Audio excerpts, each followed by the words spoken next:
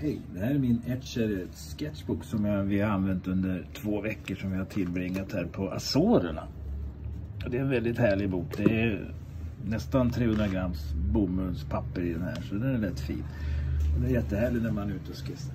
Det här är första skissen som jag gjorde på i hamnen här nere i Ponta Delgada som är huvudorten här på Azorerna. Det regnade lite grann så himlen blev lite prickig där, så lite kul. Här sitter min fru Margareta och målar också. Det var rätt bra. Sen åkte vi upp till två sjöar som ligger i en enorm vulkan. Gammal vulkan. Och det går en bro emellan här som delar den här i 2 sjöar. Den ena sjön var grön och den andra var blå, märkligt nog. Och det här är då Lagoa Verde, den gröna sjön som vi ser. Här ser man då vulkankanten som gick runt oss hela tiden. Staden heter Sete Cidades som ligger då mitt i den här vulkankratern.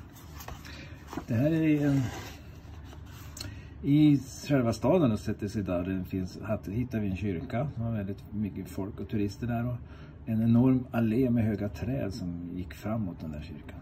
En väldigt fint ställe. Här är då flygplats. Utanför flygplatsen i Ponta Delgada. Vi är på väg till Flores som är en ö som ligger då 60 mil västerut. Alltså den västligaste av öarna på Azorerna. Det skulle ta 1 timme och 40 minuter att flyga dit. Det var propellerplan för att ta sig dit. Men under tiden man väntar så kunde man skissa lite. Det här är då på Flores. Vi kommer fram till huvudorten som heter Santa Cruz. Och så vandrar vi 1 timme uppåt. Upp på bergen där och såg ner mot staden. Och staden ligger här bakom den här kullen. Där ligger Santa Cruz. Vad har vi mer? Här har vi här gick vi upp i bergen så hittade vi ett enorma vattenfall där vattnet rinner ut från bergskanten. Det är ett fint ställe. Där heter Poco da Ribeira do Ferreiro heter det stället.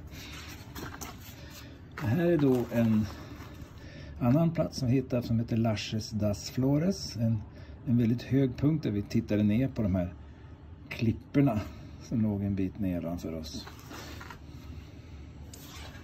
Och det här är när vi vandrar i skogen på väg till ett vattenfall som skulle finnas på en höjd där borta. Väldigt tät skog var det där på Flores.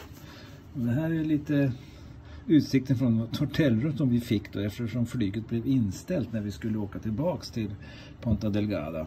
Det var lite dåligt väder så det blev inget flyg. Så fick vi ett hotell där ute vid kanten här. Vi såg ut över de här klipporna och de häftiga vågorna där då. Här ser man en liten del av Santa Cruz som ligger där, står det.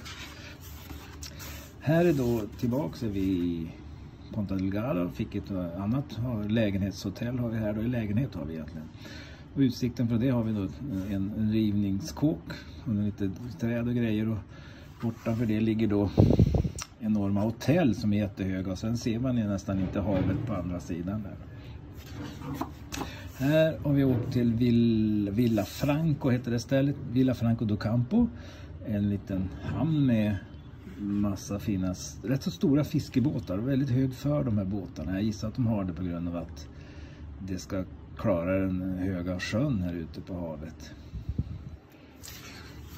Sen här åkte vi upp för att besöka de här varma källorna med varmvatten och sånt där. Och då stannade vi och såg ut över norrsidan av San Miguel som huvudön heter. Då såg vi den här vackra vyn med en träd i förgrunden och en liten del av ön där borta.